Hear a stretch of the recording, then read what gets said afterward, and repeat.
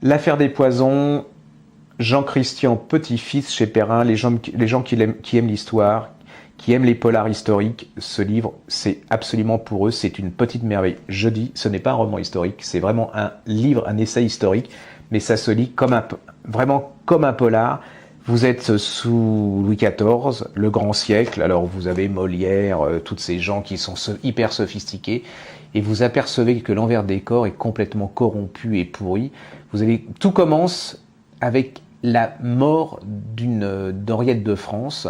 Je crois que c'était la fille ou une arrière-petite-fille, c'est pas très grave, de Louis XIV, brillantissime, qui en 2 jours meurt de ce qu'on considère être un empoisonnement parce qu'elle a bu une tasse de chocolat et 2 jours après, elle était morte. Alors qu'il s'avère, selon d'après ce qu'on sait de l'autopsie,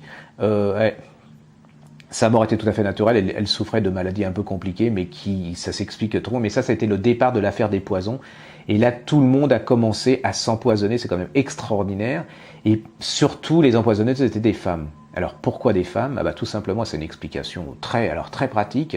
C'est que sous la Fronde, les femmes ont pu batifoler un max, elles étaient complètement libres, mais la Fronde a été vaincue.